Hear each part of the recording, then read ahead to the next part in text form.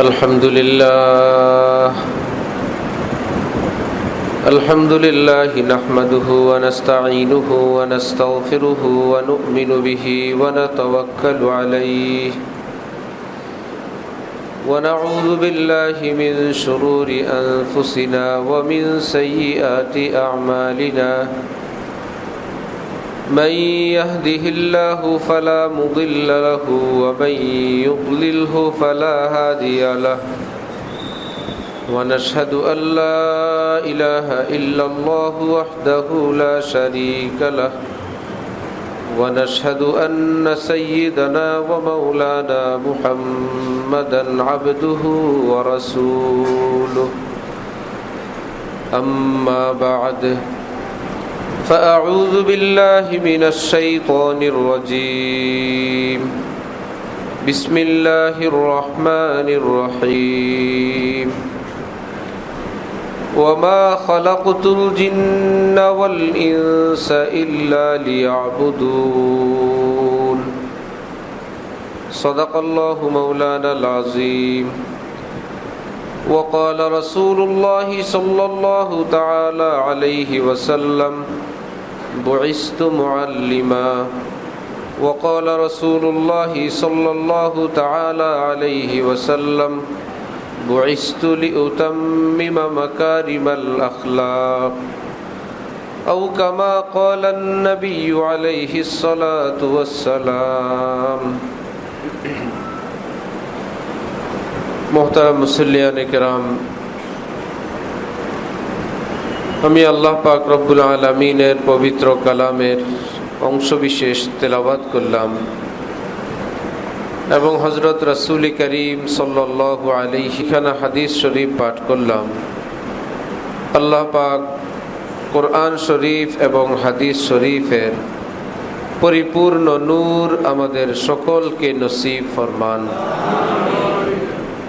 কোরআনে পাক এবং হাদিসে পাকের নূরে আমাদের জীবনকে সুন্দর করার, আলোকিত করার তৌফিক দান করেন। হালকা সাউন্ড বাড়ান। পবিত্র রমজান মাস, হযরত রাসূলুল্লাহ সাল্লাল্লাহু আলাইহি ওয়াসাল্লাম ইরশাদ ফরমান, রমজান আসার সাথে সাথে আল্লাহ পাক শয়তানকে শিকল বন্দি করে রাখেন, যার জন্য যাদেরকে আল্লাহ পাক চোখ দিছেন, যাদেরকে আল্লাহ পাক দিল দান, এই পৃথিবীকে দেখলেই বুঝতে পারে মানুষের চাল চলন, আচার আচরণ, পরিবেশ সব কিছুর মধ্যে খায়ের, বরকত, রহমত একদম চোখে পড়ার মতন এত বেশি রহমত মনে হয় যেন সেটা চোখেও দেখা যায়।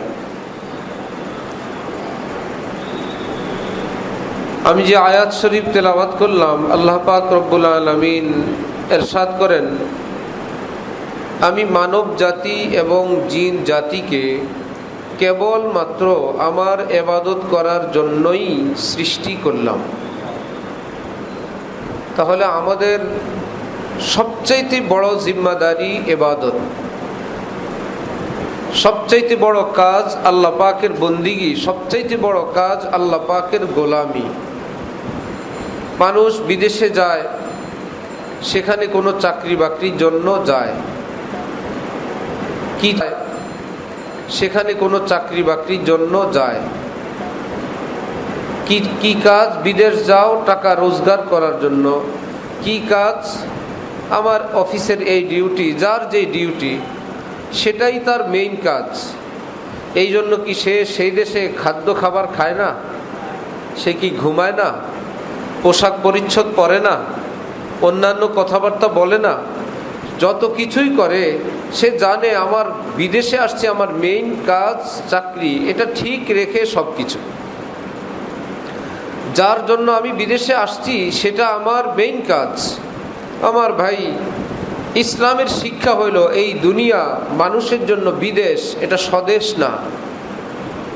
আমরা এখানে মুসাফির, আমরা এখানে স্থায়ী বাসিন্দা না। আমাদের আগেও এই দেশে, এই পৃথিবীর এই জগতের দেশে হাজারো লাখো কোটি কোটি কত হাজার এই পৃথিবীর এই জগতের দেশে হাজারো লাখো কোটি কোটি কত হাজার মিলিয়ন বিলিয়ন কোটি মানুষ আসছেন, এখানে চাকরি করে তারা চলে গেছেন, নিজ নিজ দেশে চলে গেছেন। পরপার হলো আসল দেশ। যদি এখান থেকে কিছু কামায় নিতে পারে সেই পরপারে ভালো থাকে, আর যদি কিছু কামাইতে না পারে সেই পারে গিয়া তার কষ্টের শেষ থাকে না। এখন আমরা সেই বিদেশে আছি, যার পর আমাদের আসল দেশে যাব। আমাদের উস্তাদ হজরত মাওলানা আব্দুল মজিদ ঢাকুবি হুজুর রহমতুল্লাহ আলাই হজরত লালবাগের মুহাদ্দিস ছিলেন। শেষ বয়সে ঢালকানগর মাদ্রাসায় তিনি তারা প্রতিষ্ঠাতা সদস্য এবং সেখানে যেতেন। হুজুর বলতেন, কোনো দেশের এক নিজাম ছিল, সে যেই ক্ষমতায় যাবে দ্বিতীয়বার আর ক্ষমতায় যাওয়ার ব্যবস্থা নাই, কোন তাকে দ্বীপের মধ্যেই কাটাইতে হয়। সব বাদশাহ ক্ষমতায় আসে, ক্ষমতা থেকে যায়, শেষ যখন হয় সময় সবাই কান্নাকাটি করে, হায় আমার কষ্টের দিন শুরু, আমি কেমনে থাকবো দ্বীপে, কেউ নাই সেখানে। কান্নাকাটি করে বিদায় নিয়ে, যেহেতু দেশের নিয়ম তাকে যাওয়াই লাগে। একজন বাদশাহ আসছেন ক্ষমতায়, এসে তিনি জানতে চাইলেন, এই দেশের কি আমি প্রথম বাদশাহ, রাজা? না, আপনার আগেও রাজা ছিল। তারা কোথায়? আমাদের এই রাজ্যের নিয়ম হলো ক্ষমতার পরে তাদেরকে দ্বীপে পাঠায় দেওয়া হয়, তারা দ্বীপে চলে গেছেন। কতজন? বহুজন। দ্বিতীয়বার ক্ষমতায় থাকা যাবে না? না, থাকা যাবে না। আমার কি সেই দ্বীপে যাওয়া লাগবে? হ্যাঁ, যদি আপনি হায়াতে থাকেন তাহলে ক্ষমতা শেষ হইলে আপনাকেও দ্বীপে যাওয়া লাগবে। ঠিক আছে। অন্যান্য বাচ্চারাও থাকছে, এই বাচ্চারাও থাকলো, দ্বীপে যাওয়া লাগবে। ঠিক আছে। অন্যান্য বাচ্চারাও থাকছে, এই বাচ্চারাও থাকলো, কিন্তু ক্ষমতা যখন শেষ তার আনন্দ ফুর্তির শেষ নাই, ভীষণ খুশি, কেবলই অপেক্ষা, ইন্তজার কখন সে দ্বীপে যাবে। লোকেরা অবাক, এ আবার কেমন বাদশাহ, পাগল বাদশাহ, আগেওয়ালারা কান্নাকাটি করে গেল, সে সেই দ্বীপের মধ্যে এত ফুর্তি করে যাওয়ার জন্য অপেক্ষমান, এত ইন্তজার। কারণ কি? খোঁজ নিয়ে জানতে পারলো এই বাদশাহ যখন ক্ষমতা পাওয়ার পর একথা নিশ্চিতভাবে জানলো, এখানে আমি থাকতে পারবো না, দ্বীপে যাওয়া নিশ্চিত। সুতরাং এখানে বসে থেকে সময় নষ্ট করা যাবে না, যেখানে আমার যাওয়া লাগবে সেই জায়গাটাকে আমার থাকার উপযোগী করা দরকার। যাওয়াই যেহেতু লাগবে এই জন্য সে যাওয়াই যেহেতু লাগবে এই জন্য সে ক্ষমতাকে কাজে লাগাইছে, সেই দ্বীপকে সাজাইছে, ফুল বাগান লাগাইছে, কর্মচারী নিয়োগ দিছে, ভালো পানির ব্যবস্থা করছে, সুন্দর অট্টালিকার ব্যবস্থা করছে, ইলেকট্রিসিটির ব্যবস্থা করছে, বাড়ি গাড়ি সব এতটা সুন্দর, এতটা সিকিউরিটি সেখানে, নিরাপদ। সে এখন দেখে আমার এই রাজ্যের চেয়ে আমার দ্বীপের রাজ্য আরও সুন্দর, আরও নিরাপদ, আমার এখানে ভাল লাগে না, আমি কখন সেখানে যাব? যাওয়াই যেহেতু লাগবে সেটাকে সাজায় রাখছে। আমার ভাই, উদাহরণ কোন দেশের এইরকম রাজ্য? উদাহরণ উদ্দেশ্য হলো বুঝানো। আমার ভাই, সেই রাজ্যের নাম, রাজত্বের নাম যদি হয় হায়াত। এই পৃথিবীতে আমরা আসছি, আমাদের এখানে জানা দরকার এই পৃথিবীর প্রথম মানুষ কি আমরা, না আরও ছিলেন মানুষ? আমাদের আগে মানুষ ছিলেন না এই দুনিয়া? এই বাদামতলিতে ছিল কি না? এই দাদার পূর্বে তো কারুরই নেই। যদি কারো থাকে আছে, এর পিছনে কারণ নাই। কারো দাদা আছে, কারো দাদার আব্বা আছে, এই পর্যন্ত বলতে পারবেন। কারো দাদার দাদা বেঁচে আছে, এই বিজ্ঞপ্তি দিয়ে খোঁজা লাগবে। সেই মানুষটা কোথায়? জমিনের কাগজপত্র দেখলে তো দেখা যায়, ওরে আল্লাহ, এ তো আমাদের পূর্বপুরুষদের জায়গা, এ তো আমি আমার আব্বা থেকে পেলাম, আব্বা তার বাবা থেকে। এই জমিন তো কেনা কেটা হয় নাই, এই সব কেবল ওয়ারিশ সূত্রে, ক্রয় সূত্রে কোথাও নাই, কত পিছন থেকে। তার মানে এই ভিটিটা কারো না কারো ছিল, যাদের ছিল তাদের নামও আজকে আমরা জানি না। আমাদের ঘর বাড়ি, গ্রামের বাড়ির যেই ভিটিতে আমরা থাকি, আমরা যাদের জায়গায় থাকি তাদের নামও আমাদের জানা নাই, তারা এই দেশে ছিলেন। তারা যাদের জায়গায় থাকি তাদের নামও আমাদের জানা নাই, তারা এই দেশে ছিলেন। তাদের যৌবন ছিল, তাদের ধন দৌলত ছিল, তাদের ক্ষমতা ছিল, তাদের দাপট ছিল, তাদের বহু রকমের বহু কিছু ছিল। আজকে সেই মানুষগুলো নাই। এমনকি হায়াত শেষ হওয়ার পর দ্বিতীয়বার হায়াত পাওয়ার কোনো সুযোগ নেই। তাহলে এমন এক রাজ্যে আসলাম যেই রাজ্যে ক্ষমতার নাম হায়াত। এই দুনিয়ায় ক্ষমতার নাম কি? হায়াত। এই হায়াত মানুষের জীবনে কয়বার? একবার। হায়াত শেষ, এইবার কোন রাজ্যে যাওয়া লাগবে? কবর রাজ্যে, কবর নামক দ্বীপে। আমরা যাওয়া লাগবে না? অতীতে সবাই গেছেন, সবাই গেছেন। এখন আমরা আছি, আমরা যাওয়ার সিরিয়ালে আছি। দুই ধরনের মানুষ হবে। কেউ বোকা বাদশাদের মতন ক্ষমতা কেমনে থাকবো দ্বীপে, আমি কেমনে থাকবো দ্বীপে, এই এক পার্টি। আরেক পার্টি ক্ষমতায় আসার পর আমার কবর নামক দ্বীপে যাওয়া লাগবে। নিশ্চিত কবর কিন্তু গর্তের নাম নয়, মনে রাখবেন। মৃত্যুর পর কবর খনন করে যেখানে আমাদেরকে, মুসলমানদেরকে, মানুষকে দাফন করা হয়, কবর আমরা ওই গর্তটাকে কবর বলি। এই কবর কিন্তু ওই গর্তের নাম না। কবর হইল মৃত্যুর পরে হাসরের আগে যে যেখানেই থাকেন সে কবরে আছে। বুঝে আসছে? মৃত্যুর পরে হাসরের আগে যে যেখানেই থাকে সে কোথায় আছে? কবরে আছে।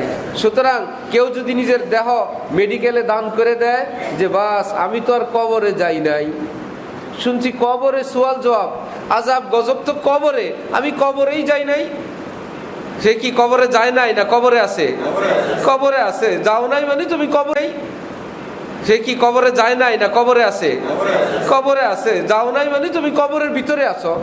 কাউকে যদি মাছে খেয়ে ফেলে তার তো আর কবর দেওয়া হয় নাই, ফেরেশতারা তাকে কোন জায়গায় খুঁজবে? এমন কিছু না, সে কবরে আছে, সে কবরে আছে। কেউ আগুনে পুড়ে গেছে, ছাই হয়ে গেছে, কবর দেওয়ার কিছু পাওয়া যায় নাই, সে কি এমনে দুনিয়ায় আছে না কবরে আছে? কবর একটা জগতের নাম।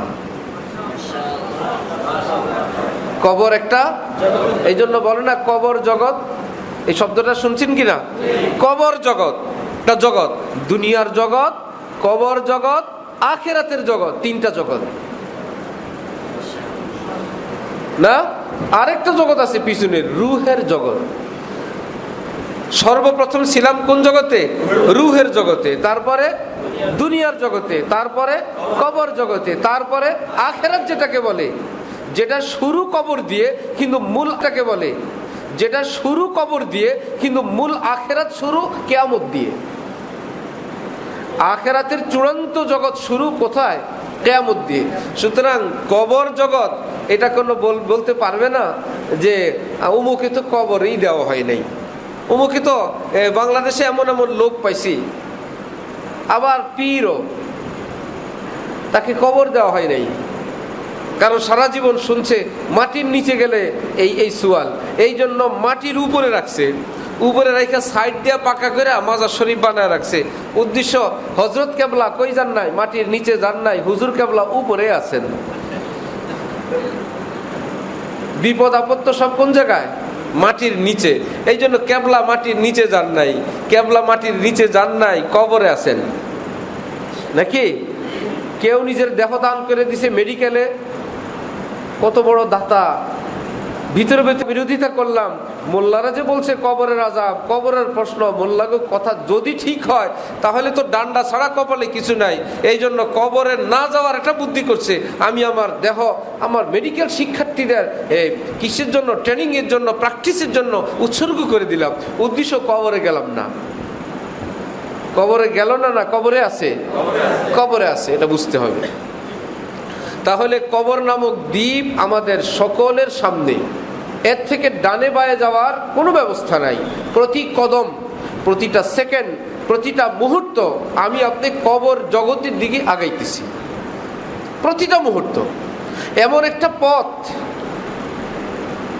যেই পথের উপরে সমান দেখা যায়, কিছুই বোঝার উপায় নাই, একদম ঘাস, কিন্তু জানা গেল এই পথে আমরা সবাই যেতে হবে, হাঁটবো, কিন্তু মাঝে মাঝে এমন এমন গর্ত আছে, হঠাৎ একজন গর্তে পড়ে যাচ্ছে, ফিনিশ, এই লোক আর ব্যাকে আসার ব্যবস্থা নেই সকলের সামনে। এই যে একজন আমাদের চোখের সামনে গর্তে পড়ে গেল, উনি কোথায়? উনি শেষ ভাই, এমন এক গর্ত, এখান থেকে আর ফিরে আসতে পারবে না। হঠাৎ আরেকজন পড়ে গেল, ওই পথেই আমরা সকলেই চলতেছি, তাহলে ওই পথে হাঁটা অনেক অসতর্ক না সতর্কভাবে? কেন? আমি জানি কখন পড়ে যাই, যে বুদ্ধি করব কেন, আমি তো গর্ত দেখব, গর্তটা দেখা যায় না, কি মুশকিল। জ্ঞান দিয়ে, বিজ্ঞান দিয়ে, বুদ্ধি দিয়ে, যে কোনো কিছু দিয়ে যাতে আমি ওই গর্তের মধ্যে পড়ে না যাই, এমন কোনো ব্যবস্থা নাই। রাস্তা সমান দেখা যাচ্ছে, হঠাৎ একজন নিচে পড়ে যায়।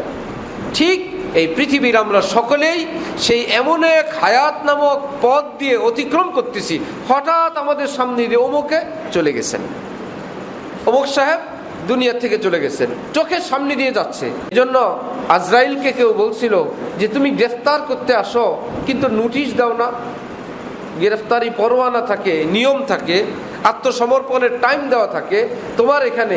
তখন আজরাইল নাকি বলছিল, আমার মতন গ্রেফতারি পরোয়ানা কেউ জারি করে না, আমি তো করতেই থাকি, কিন্তু আমার প্রতি কেউ ভ্রুক্ষেপই করে না। কোথায় তোমার পরোয়ানা?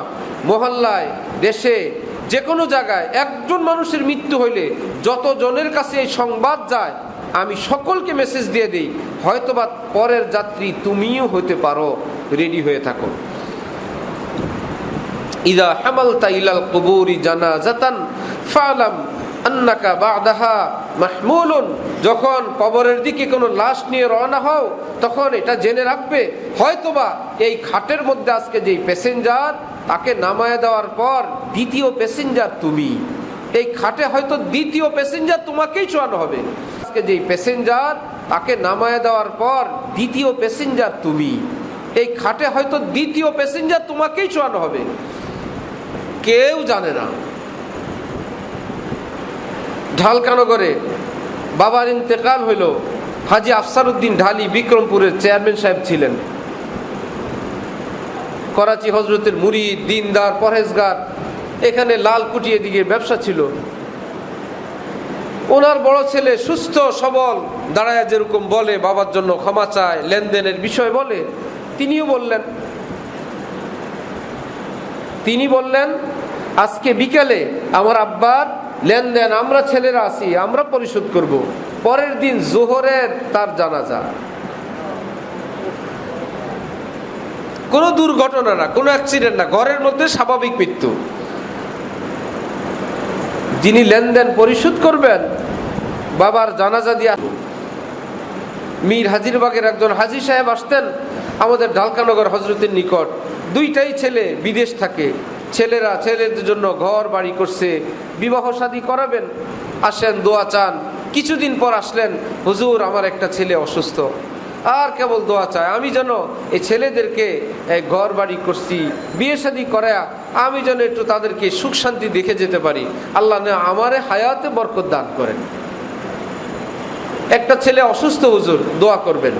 কানতে কানতে আসছে, কয়েকদিন পর সৌদি আরবে ছেলেটার ইন্তেকাল হয়ে গেছে। যার টাকা দিয়ে ঘর বাড়ি রেডি, যিনি দেশে আসবেন, বিয়ে করাবেন, বাবা হায়াতের জন্য দোয়া চায়, বাবা আছেন, ওই একজন ছেলে ইন্তেকাল হয়ে গেছে। লোকটার কান্না।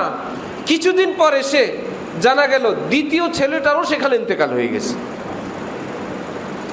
আমার ভাই, এইরকম ভিন্ন ভিন্ন রকমের সংজ্ঞা। কিছুদিন পর এসে জানা গেল দ্বিতীয় ছেলেটারও সেখানে ইন্তেকাল হয়ে গেছে। আমার ভাই, এইরকম ভিন্ন ভিন্ন রকমের সংবাদ আমাদের সকলের কাছে আছে। এক আলেমী দ্বীন, তার ছেলে সৌদি আরব থাকে, মদিনা বিশ্ববিদ্যালয় বা কোনো আরবি বিশ্ববিদ্যালয় সেখানে পড়েন। ছেলের বিবাহের জন্য সে আলেম, তার স্ত্রী, তার ফ্যামিলির লোকেরা বৌমা দেখতে গেছে। দেখছে, পছন্দ হয়েছে, কথাবার্তা চূড়ান্ত হয়েছে। দোনো পক্ষের আগে থেকেই অনেক লেনদেন, যাতায়াত, যোগাযোগ। চূড়ান্ত পর্যায়ে যেদিন কথাবার্তা হলো যে ছেলে অমুক দিন আসবে, বিয়ে হবে, ওই বাড়িতে থাকা অবস্থায় সংবাদ আসছে গাড়ি অ্যাক্সিডেন্টে ছেলে সৌদি আরবে শহীদ হয়ে গেছে।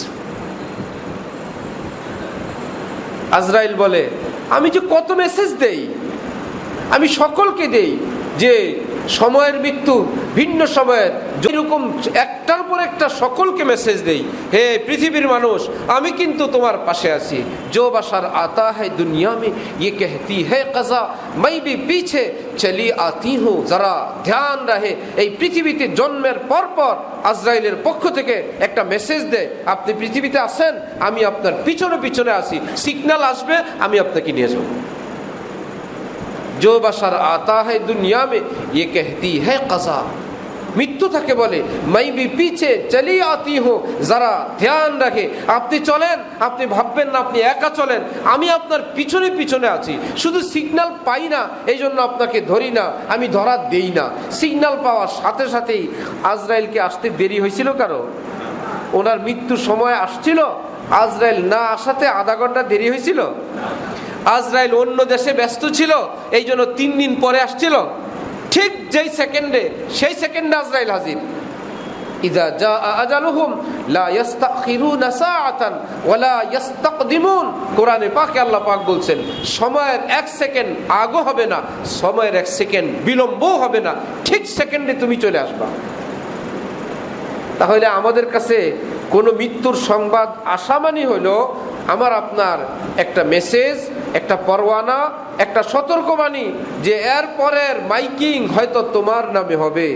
যেই কাপড়টা কাটা হয়েছে, এখন মুখে যেই কাপড় আছে বাজারে কাফনের, হয়তো ওই পরের কাপড় দোকানে এসে আছে, কোম্পানি তৈরি করে ফেলছে, তোমার মহল্লার দোকানেও আসছে, একদম থানের মাথায় তোমার কাপড়, মসজিদের খাট রেডি, বাঁশ ঝাড়ের বাঁশ তো কবে উঠছে, তোমার জন্য রেডি করা আছে, কোদাল আগে বানায় রাখছে, সব রেডি আছে, কিন্তু যার জন্য এত কিছু প্রস্তুত সে রেডি নেই। আজরাইল বলল, আমি আরো পরওয়ানা দিই, সুস্থ হয় তাকে আমি একটা পরওয়ানা দিই, হয়তোবা তোমার এই রোগেই তুমি মারা যাবে। ছোট্টখাট্ট রোগ, এই রোগেও মানুষ মারা যায়। ভাইরাস জ্বর হইলে কোনো ডাক্তারের কাছে গেলে ওষুধ দিত না, যান যান খামা খাও, ওষুধ খাওয়া লাগবে না, এই 6-7 দিন থাকবে, 3-4 দিন থাকবে, এমনি ভালো হয়ে যাবে, ভাইরাস জ্বর।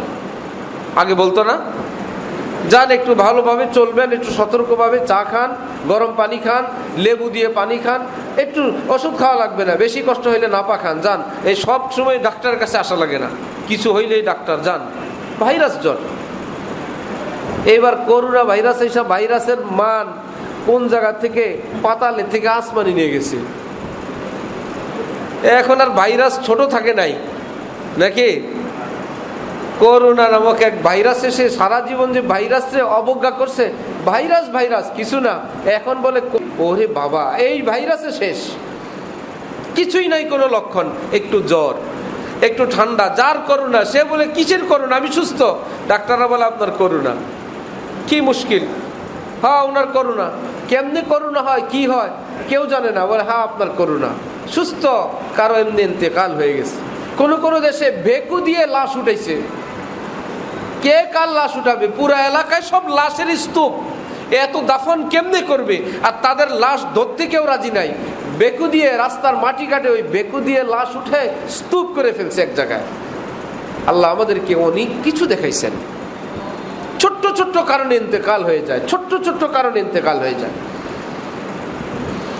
আল্লাহ, আমার আব্বা আম্মা বেড়াইতে আসছেন আমার বাসায়, বললেন যে আমাদের গ্রামের আমাদের পরিচিত এক দুলামিয়া শ্বশুর বাড়িতে, তো বাচ্চারা খেলে, দুলা শুয়ে আছে বুকের উপর, তো বাচ্চারা খেলে, দুলা শুয়ে আছে বুকের উপর, পেটে বসে না বাচ্চারা। শ্বশুর বাড়িতে বাচ্চারা খেলতেছে, বসে একটু ঝাঁকি দেয়, ছোট বাচ্চা ওই বসতে গেছে, বাচ্চা দুষ্টামি করতেছে, ওই বাবা যে ইন্তেকাল হয়ে আছে বাচ্চা জানে না। বাচ্চা অনেকক্ষণ খেলতেছে, বাবা মনে করছে যে ঘুমে আছে, বাবা অনেকক্ষণ কথা বলে না।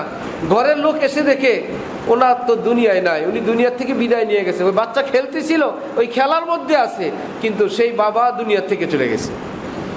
এটাও কোনো রোগ, এটাও কোনো সমস্যা? বাচ্চারা বুকের উপর বসে, পেটে বসে, কত রকম খেলে, এটাও কারো মৃত্যুর কারণ। আমরা যেমন অপেক্ষায় মৃত্যুর কারণ হবে, স্ট্রোক হবে, ব্রেন স্ট্রোক হবে, ভয়ঙ্কর রোগ হবে, বার্ধক্য হবে, একদম টিউমার হবে, ওপেন হার্ট সার্জারি হবে, বড় বড় রোগ হবে। আজরাইল বলল কি, না না, যার যেই রোগ হয় ওই রোগের পাশে একটা রাসূল সাল্লাল্লাহু আলাইহি ওয়াসাল্লাম তিনি জানতেন, তার উপর আয়াত নাজিল, কিয়ামত কত পরে হবে, কিয়ামতের কত আলামত তিনি বয়ান করলেন, কত আলামত নবীজি বয়ান করলেন। এত সত্ত্বেও নবীজি একটু আকাশ মেঘাচ্ছন্ন দেখলে, আল্লাহ সূর্য দেখা যায় না, নবীজি কাঁপতে থাকেন, নাকি আবার কিয়ামত চলে আসলো, নাকি আল্লাহ পাক নারাজ। যদি সূর্য আর না উঠলো, সাহাবাই কেরাম কিনি দোয়া, কান্নাকাটি, চোখের পানি, আহা কি ব্যাপার, নাকি কিয়ামতের আলামত শুরু হয়ে গেল। আর আমাদেরকে যত বড় আলামত দেখানো হোক, আমরা মনে করি না, এখনো আসবে না, কিয়ামত তো আসবে না, মৃত্যু আসবে না, বহু দেরি আছে। এটা হলো গাফেল মানুষের লক্ষণ, যে হাজার লক্ষণ দেখানোর পরেও সে লক্ষণ বুঝে না। হযরত সালেহ আলাইহিস সালাম একজন নবী ছিলেন, এত হেদায়েতের বাণী শুনাইলেন লোকদেরকে, আসবে না, বহু দেরি আছে। এটা হলো গাফেল মানুষের লক্ষণ, যে হাজার লক্ষণ দেখানোর পরেও সে লক্ষণ বুঝে না। হযরত সালেহ আলাইহিস সালাম একজন নবী ছিলেন, এত হেদায়েতের বাণী শুনাইলেন লোকদেরকে, তারা কোনোভাবেই ঈমান আনে না। বড় মুশকিল।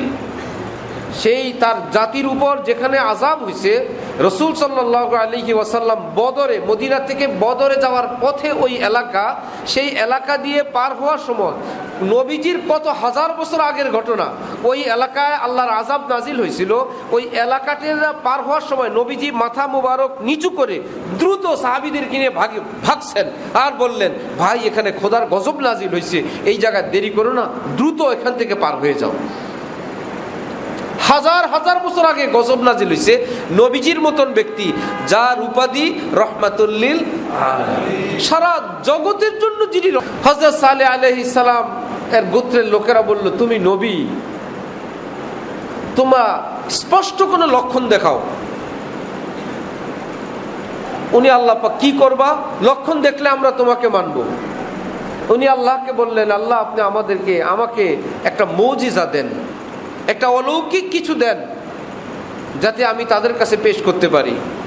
আল্লাহ পাক বললেন, অতীতে যারা এরকম চাইছিল, যাদের সামনে আমি এরকম দিছিলাম, দেওয়ার পরেও ঈমান আনে নাই।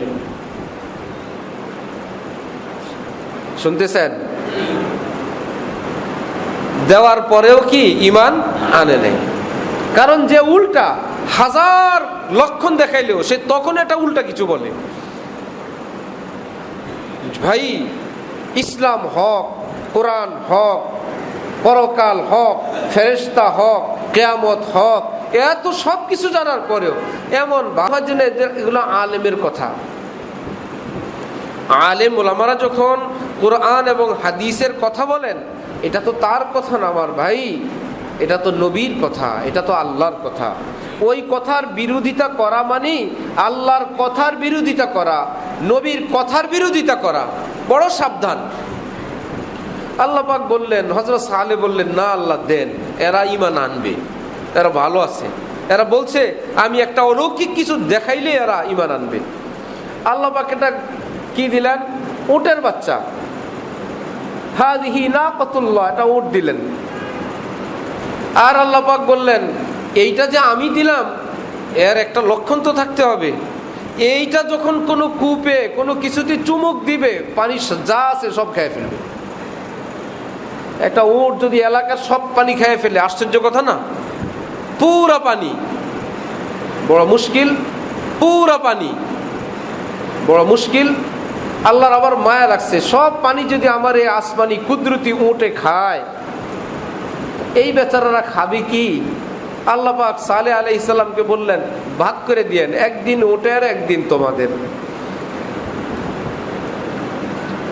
তখনও আল্লাহ পাক তাদের প্রতি মায়া রাখছেন। ঠিক যেই দিন উট টান মারে, ওই দিন আর কিছু নাই, সব এলাকার সব পানি শেষ। তাহলে এটা বোঝা গেল না, এটা স্বাভাবিক উট না, এটা অন্যরকম উট।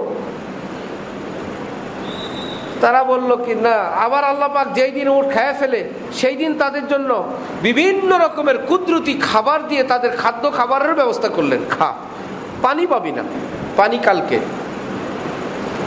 হযরত সালেহ বললেন, দেখলা আমি যে নবী, এটা আল্লাহ পাক আমার হাতে অলৌকিক কিছু পাঠাইছেন, এইবার ঈমান আনো আর খবরদার এই উটের সঙ্গে বেয়াদবি, ঈমান আনো আর খবরদার এই উটের সঙ্গে বেয়াদবি করবা না, তাহলে কিন্তু মুশকিল। তারা বলে উটের সঙ্গে বেয়াদবি করবো না, এই আইসেই তো আমাদের ক্ষতি করছে, এটাই তো আমাদের মেইন দুশ্মন, উটেরে গুতায়া জুলুম অত্যাচার করা, ওইটারে মারে ফেলছে। আল্লাহ না আগে বলছিলেন যে অতীতে যারা এরকম চাইছিল আমি দিছিলাম, একটাও ঈমান আনে নাই, আরো বেয়াদব হইছে, আরো বেয়াদব হইছে। একে যখন হত্যা করলো, আল্লাহ পাক বলল, সালেহ বলছিলাম না এদেরকে বলে দাও এদের উপর আমার আসমানি গজব আসতে আর 3 দিন বাকি আছে, এদেরকে জানায় দাও। সেই আসমানি গজব আসতে 3 দিন বাকিও এমন 3 দিনে প্রত্যেক দিনে তাদের এক একটা লক্ষণ দেখা দিবে। বলো কি? প্রথম দিন তাদের সব মানুষের চেহারা হলুদ হয়ে গেল, এবার কি আরো বোঝা বাকি আছে? বললো সব এটা এমনি হয়েছে, প্রাকৃতিক। কি হয়েছে? প্রাকৃতিক ভাবে হলুদ হয়ে গেছে, আর আমরা সব ধ্বংস হয়ে যাব, তুমি একা থাকবা, আর কথা নাই। এতগুলো মানুষ ধ্বংস হয়ে যাব। কিছু লোক আছে মানুষ বেশি দেখলে বলে এতগুলো মানুষ জাহান্নামে যাবে। হুজুর, এই এতগুলো মানুষ যে অমুক জায়গায় গেছে, এ সবগুলো মানুষ কি ভুলের উপর আছে? আর বাবা, ভুলের উপর থাকলে কি আমি কি বলবো হকের উপরে আছে? অনেকগুলো মানুষ যদি কোনো ভুলের উপরে যায়, এই লোকের সংখ্যার কারণে কি আমরা বলবো যেহেতু এতগুলো মানুষ সুতরাং এরা মনে হয় হকের উপরে আছে? এটা বলা যাবে? কারণ বর্তমান পৃথিবীতে মুসলমান বেশি না অমুসলিম বেশি? এই জন্য বেশি হওয়ার কারণে কি এরা হকের উপর? মুসলিম তো অল্প, মাত্র 200 কোটি, 500 700 কোটি, সুতরাং এরা মনে হয় হকের উপরে আছে? এটা বলা যাবে? কারণ বর্তমান পৃথিবীতে মুসলমান বেশি না অমুসলিম বেশি? এই জন্য বেশি হওয়ার কারণে কি এরা হকের উপর? মুসলিম তো অল্প, মাত্র 200 কোটি, 500 700 কোটি হলো কাফের। তাহলে বেশি মানুষ কি ইসলামের পক্ষে না ইসলামের বিপক্ষে? তো বেশি হইলে হক হয় না। এবার ইসলামের ভিতরে আবার হক আছে, গুমরা আছে, ভুলের উপরে আছে মুসলমান, কিন্তু ভুলের উপর মুসলমান। এইরকম যদি কোনো জায়গায় দেখা যায় কোনো বেদাত, কোনো শিরিক, কোনো নষ্ট ভ্রষ্ট জায়গায় মানুষ বেশি হয়ে যায়, ওটা কি হক হয়ে যাবে? মানুষ বেশি হইলে হক হয় না, এটাও মনে রাখবেন। যদি মানুষ বেশি হইলে হক হয়, বাজারের বাদামতলিও তো আসে, জ্ঞান বাজার আসে না বিকালের দিকে, সন্ধ্যার পরে আসে না? বিশাল তার চেম্বারে মাশাআল্লাহ কত রোগীর চিকিৎসা ওষুধ দিচ্ছে, সেখানে বাদামতলির বিভিন্ন শ্রেণীর লোকেরা আছে। এরা কি পাগল? এখন কোনো বুঝ জ্ঞান নাই। 200-250 লোক ঘের দিয়ে আছে, ডাক্তার সাহেবের ভাষণ শুনছে, আর এই ডাক্তারের কাছে মাত্র 10-12 জন। মানুষ বেশি হইলে হক হয় না। ঠিক আছে? হযরত সালেহ আলাইহিস সালাম বললেন, হলুদ চেহারা হয়ে গেছে, লক্ষণ একটা আসছে, তোমরা রেডি হয়ে যাও। বলল, আহা হুজুর, হুজুরগিরি ছাড়ো, মোল্লাগিরি ছাড়ো, এতগুলো মানুষ ধ্বংস হয়ে যাব, তুমি থাকবে না। দ্বিতীয় দিন বলল, আল্লাহ পাক বললেন এদের চেহারা লাল হবে। লাল হয়ে গেল সব মানুষের, একদম গায়ের মধ্যে খোদার গজবের নিশান, তারপরে বুঝে না। তৃতীয় দিন কালচে হয়ে গেল। আল্লাহ পাক বললেন শেষ, এরপরে আর কোনো কালার নাই। ফাআখাযাতহুমুর রাজফা, আল্লাহু আখাযাতহুমুর রাজফা, আল্লাহু আকবার। কোরআন শরীফের আয়াত। আল্লাহ পাক বলেন প্রচন্ড সাউন্ড আর জমিনের কম্পন, একদিকে বিকট আওয়াজ, আরেকদিকে ভূমিকম্প, একদম যা ছিল পুরা এলাকা, গোত্র, মানুষ, ঘর বাড়ি জমিনের সঙ্গে ধসায় ফেলছেন আল্লাহ পাক, একদম মিশায় ফেলছেন জমিনের সঙ্গে। এই জন্য লক্ষণকে লক্ষণ মনে না করা, এটা বঞ্চিত এবং কপাল পোড়া মানুষের লক্ষণ, যে আল্লাহর আযাব কোরআন শরীফ আল্লাহ পাক বলছেন যাহারাল ফাসাদু ফিল বাররি ওয়াল বাহরি বিমা কাসাবাত আইদিন নাস।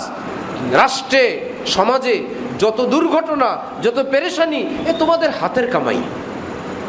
রাসূল সাল্লাল্লাহু আলাইহি ওয়াসাল্লাম বলেন, সমাজে যখন ইনসাফ থাকে না, যখন জোর জুলুম অত্যাচার, না হোক পরের হক খাও, জুলুম করো, এই যখন বেড়ে যায়, ন্যায় ইনসাফ সুষ্ঠু বিচার যখন থাকে না, তখন বিভিন্ন ধরনের অশান্তি রাষ্ট্রের মধ্যে সৃষ্টি হয়। আমাদের তো অশান্তি নাই, আছে অশান্তি দেখতেছি। আল্লাহ কোরআন শরীফে, নবীজি হাদিস শরীফে বলছে, এর কারণ তোমাদের আমল। আমরা সেটা বুঝতে রাজি নেই। চেহারা হলুদ হয়ে গেছে, এর আমল, তোমাদের আমল। সালেহ আলাইহিস সালামের উপর ঈমান আনো না, তার কথা মানো না, এটাই তার কারণ। হলুদ, লাল, কালো, তারপরেও মানতে রাজি নাই। তাদের যেরকম গজব আসছিল, যদি কেউ না মানে একটার পর একটা আসবে, না মানলে তাদেরও বিপদ আছে। আল্লাহ, আজরাইল বলল, অসুস্থ হইলে আমি একটা মেসেজ পাঠাই, হয়তো বা এটাই তোমার শেষ। আমাদের ওস্তাদ জি শুনাইছেন, জামাই মিয়া শ্বশুর বাড়িতে গেছেন, নতুন জামাই, বিয়ের কয়েকদিন পর পুকুরে নামছেন, মাছ ধরতেছে। গ্রামের জামাই, ফুর্তি, এর মধ্যে কই মাছ একটা পাইছে তো পায়ের আরেকটা কই মাছ। মুশকিল, সেটা ধরার জন্য এখন কি করবে? এখন এটা মারবে, কেউ নাই পারে মধ্যখানে। কই মাছ প্রথমটাকে মুখে দাঁত দিয়ে কামড় দিয়ে ধরছে, দ্বিতীয়টা উঠানোর জন্য ডুব দিছে, দ্বিতীয়টা উঠাইতে ডুব দিছে, মুখেরটা ঝট করে গলার ভিতরে চলে গেছে। কই মাছের কাঁটা সামনের দিকে গেলে একরকম, বেঁকে আনবি কিভাবে? বাস কিছুক্ষণ দবাদবি করছে, কিছুক্ষণের মধ্যেই জামাই মিয়া শেষ। কল্পনা করছিল গোসলের আগে যে তার একটু পরে ইন্তেকাল। আমাদের এখানে জুমা পড়েন আমাদের শাকিল মিয়া, এখানে বাওয়ানি স্কুলের পাশে লাইব্রেরি, কত বছর পর তার একটা ছেলে হয়েছে, বহু বছর পর, বিয়ের মনে হয় 7-8 বছর পর। পুরা ফ্যামিলির কাছে আদরের বাচ্চা, বেশ বড় হয়েছে। লিচু নিয়ে গেছে বাড়িতে, সব লিচু খাইতেছে, পাশের রুমে লিচু খাইতেছে। লিচু খাইতে গিয়া গলার অন্য কোনো হলকের, অন্য কোনো নালিতে ঢুকছে। লিচু খাওয়াও কারো মৃত্যুর কারণ। হসপিটালে নিতে ওই লিচু খাইয়া, লিচু আটকায় তার মারা গেছে। এই জন্য এমন অপেক্ষায় থাকতে নাই, আমার বড় রোগ হবে, তারপরে মৃত্যু হবে। এই জন্য আজরাইল বলে, মৃত্যুর খবর, মৃত্যুর মেসেজ, অসুস্থতা, মৃত্যুর মেসেজ। কেউ যদি বাবা হয়ে যায়, মেসেজ, কত বাবা দুনিয়া থেকে গেল, দাদা হইতে পারে নাই, নানা হইতে পারে নাই, তুমি কিন্তু জীবনের অনেক পাট আগায় গেছো। কেউ যদি দাদা হয়, নানা হয়, তার চূড়ান্ত মেসেজ, দাদা নানারই তো মৃত্যু হয় অ্যাভেলেবেল, তুমি কিন্তু শেষ পর্যায়ে আসছো। কারো যদি চুল দাড়ি সাদা হয়, তাকে একদম চূড়ান্ত, দেখো সাদার পরে আর কালার নাই, কালো ছিল সাদা হয়েছে, এবার মৃত্যু পর্যন্ত এই কালারই থাকবে, শেষ কালার চলে আসছে। আমার মেসেজ, আমার পরওয়ানার প্রতি কেউ খেয়াল করে না। আল্লাহ আমাদেরকে খেয়াল, চুল দাড়ি সাদা হয়, তাকে একদম চূড়ান্ত, দেখো সাদার পরে আর কালার নাই, কালো ছিল সাদা হয়েছে, এবার মৃত্যু পর্যন্ত এই কালারই থাকবে, শেষ কালার চলে আসছে। আমার মেসেজ, আমার পরওয়ানার প্রতি কেউ খেয়াল করে না। আল্লাহ আমাদেরকে খেয়াল করার তৌফিক দান করেন। কবর প্রতিদিন ডাকে কবরের বাসিন্দাকে, আনা বাইতুদ দুত, আনা বাইতুল ওয়াহদা, আনা বাইতুল জুলমা। হে বন্ধু, আমার বাসিন্দা, আমি কিন্তু অত সুখের ঘর না, আমি কিন্তু চরম অন্ধকার একটা ঘর, এখানে আসতে আলোর ব্যবস্থা করে আসবেন। আনা বাইতুল ওয়াহদা, আমার এখানে কিন্তু আমি অন্য কাউকে রাখি না, আপনি আসলে কাউকে পাবেন না, সাথী সঙ্গী নিয়ে আসবেন। আনা বাইতুদ দুত, আমি কিন্তু প্রচণ্ড পোকামাকড়, বিষাক্ত কীট পতঙ্গের ঘর, এগুলো তাড়ানোর ব্যবস্থা করে আসবেন। মশা কামড় দিবে, মশারিটা নাই, সেই মশারির ভিতরে 1-2টা মশা দেখা গেছে, অথবা এত বড় একটা দেহে, এত বড় একটা মানুষ, যার হালকা আঘাতে মশার অস্তিত্ব বিলীন, ওই রকম ছোট্ট 1-2টা মশা আছে। কত কষ্ট, কত মেহনত, কত লম্বা টাইম গেল, কোথায় পাওয়া যায় না, খুঁজো খুঁজো খুঁজো খুঁজো, যতক্ষণ এই মশা পাওয়া না যাবে, একটা বিরক্তি, একটা কষ্ট। কবর বলে, আমি মশার ঘর না বন্ধু, আমি প্রচন্ড বিষাক্ত বিষাক্ত পোকামাকড়ের ঘর। রাসূল সাল্লাল্লাহু আলাইহি ওয়াসাল্লাম বলেন, ওই বিষাক্ত সাপ যদি এই পৃথিবীর নিঃশ্বাস ফেলে, এই পৃথিবীর পানিতে যদি একটু দংশন করে, পৃথিবীর সাগরের পানিগুলো বিষাক্ত হয়ে যাবে, এত বিষ। কবর এক পাশ থেকে মাটি চাপা দিবে, পাঁজরের হাড্ডি এক পাশের গুলো অপর পাশে চলে যাবে, অপর পাশেরটা এই দিকে চলে যাবে। কাইবার हमने ये देखा जिनका মুআত্তার বদন থা মুশাইয়ান কাফন থা, ছিল সুন্দর দেহের কাপড় ছিল, কবরে দেওয়া হলো। কিছুদিন পর কবর যখন খনন করা হলো, আহা, সেই দেহের কোনো অংশ খুঁজে পেলাম না। এত সুন্দর গাল, এত সুন্দর বডি, এত সুন্দর হাত পা, এত সুন্দর গোলাপের মতন ঠোঁট, কিছুই পাইলাম না। একটা কাফনের কাপড়, একটা সুতাও খুঁজে পেলাম না। একদম নিশ্চিহ্ন কিছু কঙ্কাল, কিছু হাড্ডি পেলাম। এটা মানুষের হইছে, আমাদের হবে না? সেই কবরের যাত্রী তো আমরাও। আমার ভাই, সেই দেশের রাজা যেই রকম ক্ষমতা এসে খোঁজ নিয়ে বুদ্ধিমানের কাজ করছেন, যাওয়াই যেহেতু লাগবে, সুতরাং দ্বীপ সাজাইতে থাকি। আমরাও জ্ঞানীর পরিচয় দেই, বুদ্ধির পরিচয় দেই। আমরাও আমাদের দ্বীপ, আমাদের কবর সাজানোর চেষ্টা করব ইনশাল্লাহ। কবর সাজানো শুরু হয় লা ইলাহা ইল্লাল্লাহ মুহাম্মাদুর রাসূলুল্লাহ, এই হাতিয়ার আছে না সবার কাছে? আমার সাজানোর চেষ্টা করব ইনশাল্লাহ। কবর সাজানো শুরু হয় লা ইলাহা ইল্লাল্লাহ মুহাম্মাদুর রাসূলুল্লাহ, এই হাতিয়ার আছে না সবার কাছে? আমার ভাই, এই লা ইলাহা ইল্লাল্লাহ বলার পরে পরের কাজ হইল নামাজ। ওই দ্বীপ সাজানোর ইলেকট্রিসিটির ব্যবস্থা নামাজ। নামাজ পড়লেই নামাজ হয় না, নামাজ পড়তে ফরজ লাগে, ওয়াজিব লাগে, সুন্নত লাগে, সবটা মিলে নামাজ হয়। নামাজ না, নামাজ হয় যখন ফরজ হয়, যখন ওয়াজিব হয়, যখন সুন্নতে মুআক্কাদা হয়, এই সবটার সমন্বয়ে নামাজ হয়। নামাজ কোনো বডির ডিজাইনের নাম না। বডিটা কিছুক্ষণ সোজা করে রাখা লাগে, তারপরে একটু কোমর থেকে নিয়ে সামনের অংশ ঝুঁকানো লাগে, তারপরে এরকম উপর হওয়া লাগে, নাক কপাল জমিনে ফেলায় রাখা লাগে। শিশুর নামাজ, এই নামাজও নামাজ। অবুঝ শিশুর এই নামাজও নামাজ। আমি তো অবুঝ না, অপ্রাপ্ত বয়স্কের না, আপনাকে আমাকে আল্লাহ পাক জ্ঞান, বিবেক, বুদ্ধি দিছেন। আপনার আমাকে মা বাবা যদি ছোট্টবেলায় কোরআন হাদিস ফরজ পরিমাণ না শিখায়, এখন আপনি আমার বুঝ হয়েছে, এখন আর আব্বা আম্মার দোষ দেওয়ার সুযোগ কিয়ামতে চলবে না। আল্লাহ পাক বলবেন, পরে তুমি কি করছো? বাবার মামলা বাবা বুঝবেন, বুঝ হওয়ার পর তুমি কোথায় ছিলা? তুমি শিখে নিতা। তোমাকে তো অনেক হায়াত দেওয়া হয়েছে, অনেক সুযোগ দেওয়া হয়েছে। এই জন্য কবর সাজানোর জন্য ঈমান। হযরত থানবী বলেন, আরে মিয়া, বড় জিনিস আল্লাহ পাক তো দিয়েই দিছেন। সবচেয়ে বড় ঈমান, সবচেয়ে বড় কালেমা আল্লাহ পাক তো সেটা আমাদেরকে দিয়েই রাখছেন। আর ছোট্টখাটো কয়েকটা কি আমরা হাসিল করতে পারবো না ইনশাল্লাহ? নামাজ, রমজান চলতেছে, রোজা, সঙ্গে হালাল খাওয়া, জুলুম অত্যাচার থেকে সব, এক কথায় আল্লাহ পাকের হুকুমগুলো মানা এবং আল্লাহ পাকের নিষেধগুলো থেকে বেঁচে থাকা। কোরআনকে মহব্বত করা, কোরআন যারা বুকে রাখেন তাদেরকে মহব্বত করা, কোরআন যে প্রতিষ্ঠানে পড়ানো হয় প্রতিষ্ঠানকে মহব্বত করা। হাদিস শরীফে আছে, কবরে গিয়ে কোরআন ফেরেশতার আকৃতি হয়ে বসে থাকবে। কোরআনকে আল্লাহ পাক আকৃতি দিবেন সুন্দর নূরানি এক ফেরেশতার। অন্যান্য ফেরেশতারা বলবে, ভাই মান আনতা, তুমি কে? বলবে, আনাল কোরআন, আমি কোরআন। আমি কোরআন মানে? হ্যাঁ, আমি কোরআন। তো তুমি কোরআন, এখানে কি? বলি, এখানে আসবো না, এই যে কবরে আসছেন উনিও আমার বন্ধু লাগেন, আমার বন্ধুর সাথে আমি আসছি। সুবহান। কোরআনকে বন্ধু বানাইলে কোরআন কবরে যাবে। তো আসছো তো কবরে বন্ধুর সাথে, এবার যাও। কোরআন বলবে আমি আমার বন্ধুকে নিরাপদে জান্নাতে পৌঁছানোর পর আমি যাব। সুবহানাল্লাহ। আমি এর আগে যাব না।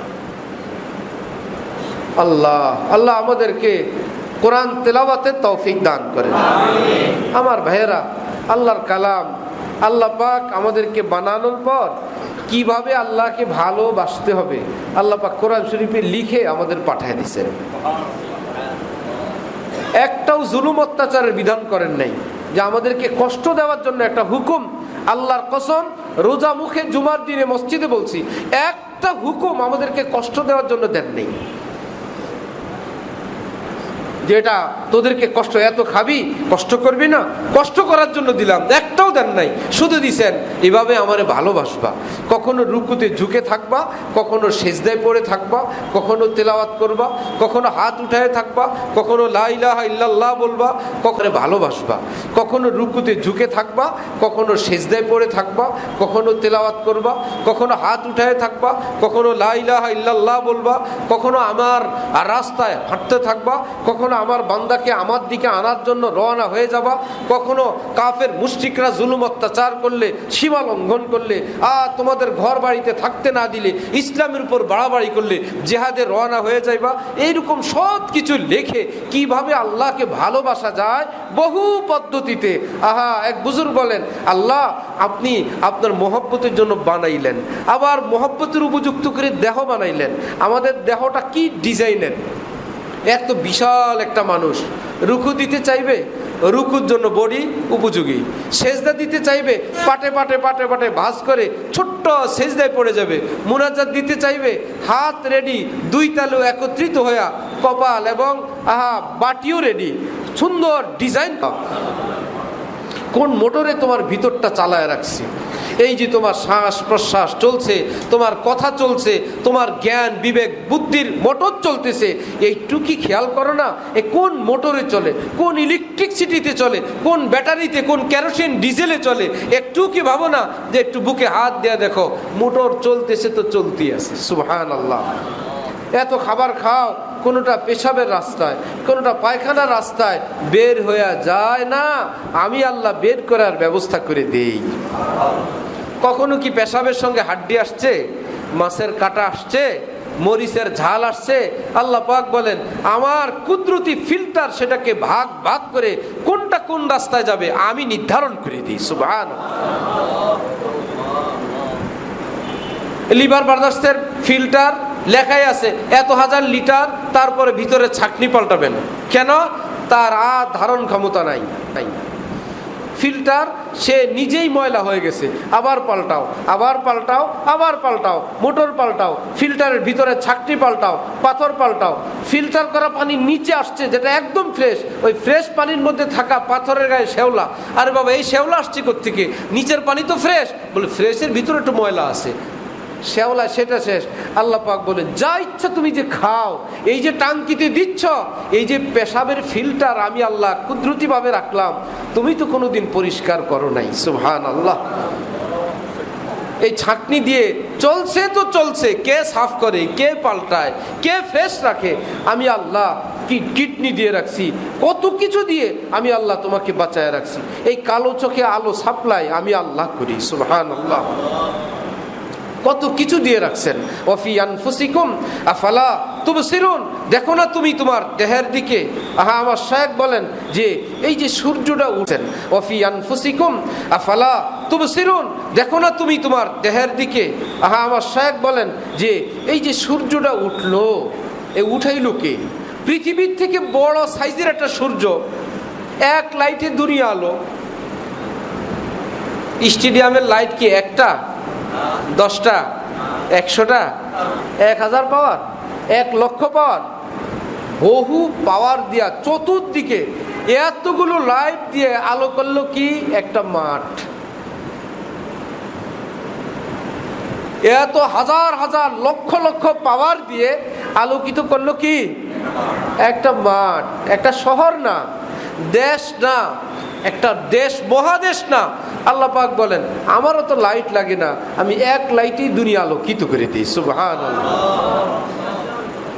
দিনের বেলায় পূর্ব পাশে যদি কোনো একটা জানালা কিংবা একটা ফুটা থাকে, ঘরের ভিতরে রোদ, সবুজ পাতা পালেন, আগুন দিয়ে সবুজ পালেন। সূর্য না থাকলে পাতা গাছপালা হবে না ভাই। আগুন দিয়ে কেউ সবুজ পালে? আল্লাহ বলেন আমি বানাই, আমার সূর্য দিয়ে, চন্দ্র দিয়ে আমি এই গাছের সবুজ শ্যামল গাছ বানাই, গোলাপের পাপড়ি বানাই। কি দিয়ে? আগুন দিয়ে। এর ধারে কাছেও তো যেতে পারবে না, একদম তামা তামা হয়ে যাবে। ওর দিয়ে আল্লাহ পাক বলে আলো দিয়ে, হালকা হিট দিয়ে, হালকা কিরণ দিয়ে আমি তোমাদের জন্য এত সুন্দর সুন্দর ফল বানাই, ফুল বানাই, পাতা বানাই, তোমাদের জন্য ভিটামিন ডি এর ব্যবস্থা করে দিয়ে সুস্থ রাখি। সুবহানাল্লাহ। কি ভাই, আল্লাহকে মহব্বত করতে মন চায় না? হে আল্লাহ, আপনি এত কিছু দিলেন, আমরা ঘুমে আছি। আল্লাহ পাক বলেন আমার কুদরত তো ঘুমায় নাই, আমার কুদরত তোমাকে নিয়ে ব্যস্ত আছে। চলছে চতুর্দিকের বিশাল মাস্টার প্ল্যান, তোমাকে নিয়ে ব্যস্ত আছে। চলছে চতুর্দিকের বিশাল মাস্টার প্ল্যান, যে সূর্য না উঠলে ক্ষতি হয়ে যাবে, সূর্য রাতের চাঁদের আলো না হলে ফলের মিষ্টি আসবে না, ফলের অনেক কিছু চাঁদের আলোতে বিতরণ হয়। আল্লাহু আকবার। এই পৃথিবীটাকে ব্যালেন্স রাখার জন্য কোরআন শরীফে আল্লাহ পাক বলেন বানাইলাম পানির উপরে কিছু মাটি টাটি দেয়া তোমাদের জন্য, এটা থাকার জন্য। দেখলাম নড়ে চড়ে, কয়েকটা প্যারাক বেড়ে দিলাম। ওয়াজা আল্লাহ জিবালা আও দাদা, এই পাহাড়গুলোকে আমি প্যারাক হিসাবে মারলাম। কোরআন শরীফে বলেন আওতাদা, ওয়াতাদুন অর্থ প্যারেক, আওতাদ ওয়াতাদুরের বহু বচন। কি আমি তোমাদেরকে পাহাড়, এই হিমালয় দেখো আর এভারেস্ট দেখো, এগুলো আমার প্যারেক। এই জমিনটা নড়াচড়া করছিল তো, এই প্যারেক হিসাবে এই কয়েকটা মেরে দিলাম। সুবহানাল্লাহ। সৌদি আরবে কি প্যারেক মারছে? হ্যাঁ, প্যারেক আর প্যারেক দিয়ে ভরে ফেলেছে। সুবহানাল্লাহ ওয়া বিহামদি। বলে ওই সাইডে একটু ব্যালেন্স ঠিক রাখার জন্য প্যারেক ওই সাইডে মারছে। পৃথিবীটা কি এমনি আমরা যেরকম সমতল দেখি এইরকম সমতল না গোলাকার? বিশ্বাস করেন তো না? এবার এটা দুনিয়া, এই পৃথিবী গোলাকার, আমরা ওই পৃথিবীর পিঠের উপরে বাস করি। আবার পৃথিবীটা নাকি আমাদেরকে নিয়ে ঘুরে। এই মাথা দিয়ে একটু পরীক্ষা নিরীক্ষা করে চালান তো দেখি। আমরা পৃথিবী নামক গ্রহের পিঠের উপরে বাস করি, ঠিক আছে? আর যেই গ্রহের উপর আমরা বাস করি, আমরা করি না, আর অন্যরাও করে। এটা গোল, এই পিঠের চতুর্দিক থেকে লোকেরা বাস করে, আমাদের সহ এটা ঘুরে। তাহলে আমাদের পানির গ্লাস, ডাইলের বাটি কাইত হয়ে পড়ে যাওয়ার কথা না? কই পড়ে না তো। যখন গুল্লি দেয় পড়বে না? না, বলে আল্লাহ বলেন আমি ঘুরাই, পড়বে না? না, বলে আল্লাহ বলেন আমি ঘুরাই তো পড়বে না। সুবহানাল্লাহ। আমরা টের পাবো না, আমাদের মাথা এখন দক্ষিণ দিকে আছে, উপরের দিকে নাই, ঘুরতে গিয়া। কি ভাই, এখন আমাদের দিন, আমেরিকা এখন কি রাত, একদম পুরো উল্টা, একদম 12 ঘন্টা বেশ কম, 12 ঘন্টা বেশ কম। কারণ 24,000 কিলোমিটার দূরত্ব, প্রত্যেক 1000 কিলোমিটার আধা ঘন্টা বেশ কম। সৌদি আরব 6000 কিলো 3 ঘন্টা বেশ কম, 1000 কিলোতে আধা ঘন্টা বেশ কম, 24,000 কিলো দূর 12 ঘন্টা বেশ কম। পুরা উল্টা। পৃথিবী নামক এই গ্রহের এক পিঠে আমরা, আর এক পিঠে ওই ভদ্রলোকেরা, আমাদেরকে তাদেরকে নিয়ে ঘুরে। আল্লাহ পাক বলেন এত বড় জ্ঞান বিজ্ঞান যদি তোমার মাথায় নাও ধরে, শোনো, তোমার মাথা থেকে পা পর্যন্ত এটার নাম আলমে সগীর, একটা ছোট্ট পৃথিবী। সুবহানাল্লাহ। সেখানে উঁচু নিচু জায়গা আছে, তোমার অত দেশ বিদেশ যাওয়া লাগবে না, তুমি তোমাকে দেখলেই অবাক হবে যে আল্লাহ একটা সূর্য দিয়া আল্লাহ দুনিয়া আলোকিত করে ফেললো। এত বড় আলোটাকে আবার রাত এসে গিলে খেয়ে ফেললো, আবার অন্ধকার সেটা দিল কে? আলো তো আলো জ্বালাইলে আলো আসে, কি জ্বালাইলে অন্ধকার আসে? কি ভাইরা, আলো জ্বালাইলে আলো আসে, কি জ্বালাইলে অন্ধকার আসে? আল্লাহ পাক বলেন না, আমি আল্লাহ অন্ধকারটাকে আলাদাভাবে সৃষ্টি করে রাখছি। সুবহানাল্লাহ। অন্ধকারের চাদর দিয়ে আমি তোমাদেরকে মোড়ায়া ঘুম পাড়ায় দেই। ওয়াজআলনাল লাইলা লিবাসা ওয়াজআলনা নাওমাকুম সুবাতা। ঘুমকে তোমাদের জন্য আমি ক্লান্তি নাশক বানায় রাখছি। একটু ঘুমাবা, আমি তোমার ক্লান্তি দূর করে দিয়ে দেব। আমি তোমাদের জন্য রাতকে ঘুমের জন্য বানাইছি, দিনকে উপার্জনের জন্য বানাইছি। ওয়াজআলনা নাহারা মাআশা বানায় রাখছি। একটু ঘুমাবা, আমি তোমার ক্লান্তি দূর করে দিয়ে দেব। আমি তোমাদের জন্য রাতকে ঘুমের জন্য বানাইছি, দিনকে উপার্জনের জন্য বানাইছি। ওয়াজআলনা নাহারা মাআশা, দিনকে বানাইলাম রুটি রুজি রোজগার ব্যবস্থা করো, আলো আমি জ্বালায় দিছি, একটু পরে ঘুমের টাইম আসবে। সুবহানাল্লাহ ওয়া বিহামদি। আমার ভাই, এই জন্য সেই দেশে আমরা আসছি যেই দেশে একবার আসা যায়, মনে আছে? দ্বিতীয়বার আসা যায় না। সেই দেশে আমাদের আগে অনেক লোক ছিলেন, তারা চলে গেছেন, আর আসবে না। আমরাও যাব, আর আসবো না। কিন্তু এই দেশে নতুন ক্ষমতায় লোক আসবে, ছেলে আসবে, নাতিপতি আসবে। নাতি তো আমরা বাংলায় নাতি বলি, উর্দুতেও নাতি বলে। হযরত ওয়ালা করাচি আমাদের দাদা পীর, উনি মজা করে বললেন, ভাই নাতি এটা নাতি থেকে আসছে। আরবিতে নাতি অর্থ হাম আতে হে, আমরা আসতেছি।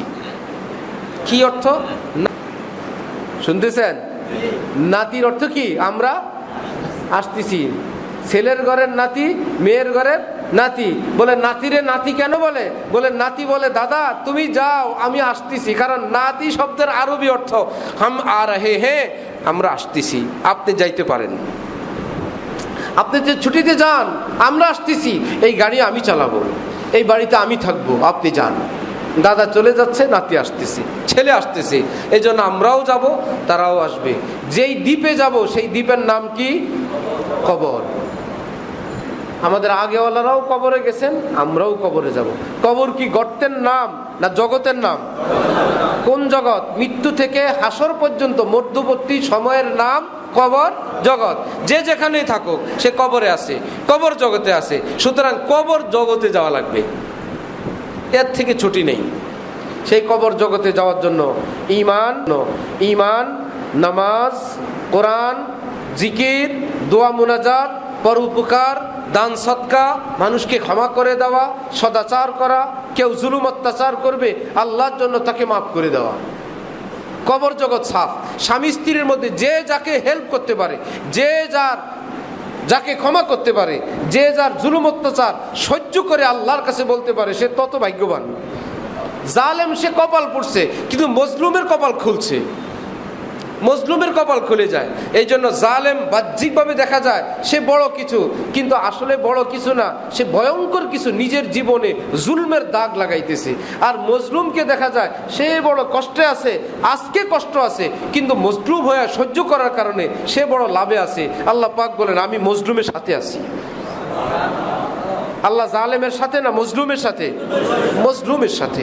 আল্লাহ আমাদেরকে এই পবিত্র রমজান মাস, আল্লাহ জালেমের সাথে না মজলুমের সাথে? মজলুমের সাথে। আল্লাহ আমাদেরকে এই পবিত্র রমজান মাস, আল্লাহ আমাদের দিলটা আল্লাহ পাকের মোহাব্বত ওয়ালা বানানোর তৌফিক দান করেন। যার জীবনে যতটুকুন ভুল হয়ে গেছে, রমজান ক্ষমার মাস, বেশি বেশি তওবার মাস। রমজানের শেষ 10 দিনে ইতিকাফ।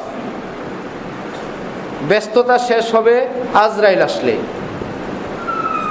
এর আগে ব্যস্ততা ছুটি নাই।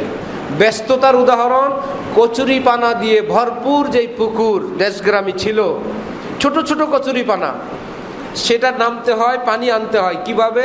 2 পাশে সরায়ে, নামে আবার উঠে, ছেড়ে দিলে ভরে যায়। 2 পাশ সরাও, পানি আনো, ছেড়ে দিছে, আবার ভরে গেছে। ঠিক ব্যস্ততা হলো এমন, ছেড়ে দিবেন, আপনাকে মনে হবে 1 মিনিট টাইম আপনার হাতে নাই হুজুর, 10টা মিনিট টাইম হাতে নাই হুজুর। হ্যাঁ, আপনি টাইম কিসের মতো? রাবারের মতন, টান দিলে বড় হয়, মানে কাজ করলে অনেক বড় হয়, অনেক বড় হয়। সকাল 9টা 10টা পর্যন্ত ঘুম, এটা একটা ঠান্ডা মাথা, ইজি ব্যাপার।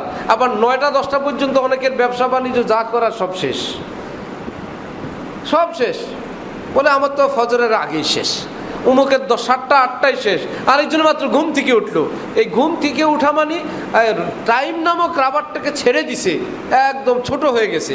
আর যে কাজে লাগাইছে, ফজর পড়ছে, উঠে 2 রাকাত তাহাজ্জুদ পড়ছে, সকালে ব্যবসা বাণিজ্য শুরু করছে, সূর্য উঠে গেছে, ফাঁক দিয়ে 2 রাকাত এশাক নামাজ পড়ে নিছে, আবার ব্যবসা বাণিজ্য করছে, রোজার বাইরে নাস্তা করে নিছে, আবার 10টার দিকে ব্যাংকে পাঠাইছে, সব কাজ শেষ। বাজে কয়টা? 10টা। ঠিক এমনিভাবে আমার আপনার একটু জিকির করলাম, কিচ্ছু হবে না কাজের। একটু দুরূদ শরীফ পড়লাম, 10 মিনিট তেলাওয়াত করলাম, একটু মুনাজাত করলাম, আল্লাহ পাকের কাছে চোখের পানি ছাড়লাম, কিচ্ছু হবে না, সব কাজ হবে। চোখের পানি ছাড়লাম, কিচ্ছু হবে না, সব কাজ হবে। আবার এটাও হবে।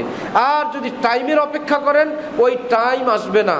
কারণ আজকের দিন যেমন সকাল দিয়ে শুরু, সন্ধ্যা দিয়ে শেষ, মৃত্যু পর্যন্ত প্রত্যেকটা দিন এইরকম, নতুন ডিজাইনের কোনো দিন আসবে না, এমনই সব। সব দিন একই রকম, সকাল সন্ধ্যা মিলে দিন, নতুন দিনের অপেক্ষায় নাই, এর মধ্যেই কাজ করতে হয়। যাদের আল্লাহ পাক তৌফিক দেন ইতিকাফে বসার নিয়ত করবেন। কেমন? একদম এই 10 দিন আল্লাহর হয়ে থাকবো, দুনিয়ার থেকে আলাদা থাকবো, বহু মজা, বহু নূরওয়ালা আমল, আল্লাহর মেহমান হয়ে থাকলেন, প্রবেশ করলেন, বের হওয়া পর্যন্ত ঘুমাবেন, খাবেন, এমনি পড়ে থাকবেন, গুনার কথা আলোচনা না করলেই হয়েছে, যেভাবে থাকবেন সর্বক্ষণ ফেরেশতা আপনার নামে সওয়াব আর সওয়াব লিখতেই থাকবে। সুবহানাল্লাহ, সারাক্ষণ সওয়াব লিখতে থাকবে। তারপরে আবার রমজান, এরপরে ভাগ্য সবে কদর পেয়ে যাবে, এরপরে ভাগ্য সবে কদর পেয়ে যাবে, ইতিকাফওয়ালা সবে কদরওয়ালা। তারপরেও যাদেরকে আল্লাহ তৌফিক দেন সুন্নতি মুআক্কাদার ইতিকাফ করার হিম্মত করেন, আগে থেকেই প্রস্তুতি নেন, ঘর বাড়ি ব্যবসা বাণিজ্য জরুরত পুরা করে নেন। কারো যদি এরকম হিম্মত না হয়, সেই ভাইদের জন্য নফল ইতিকাফ করে একটু ট্রেনিং দেন, রাতে রাতে মসজিদে থাকবেন, দিনে ব্যবসা করবেন। ওই ইতিকাফের নাম কি?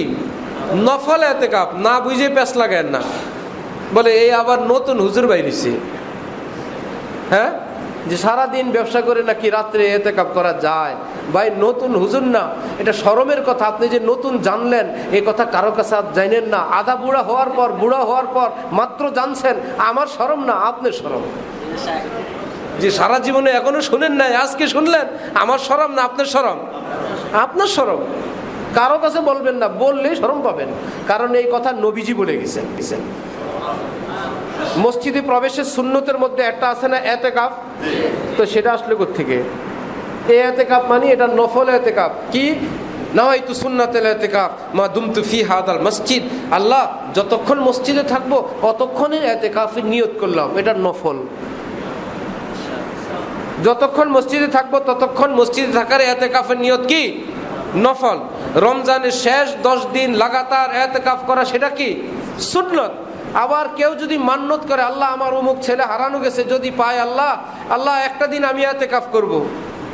আমরা বলি না 2 রাকাত 4 রাকাত নামাজ পড়বো, একটা রোজা রাখবো, ওই লোক নিয়ত করছে আল্লাহ আমি ইতিকাফ করব, কারণ ইতিকাফও তো একটা আমল। ওই ইতিকাফ ওয়াজিব, ওই ইতিকাফ কি? ওয়াজিব।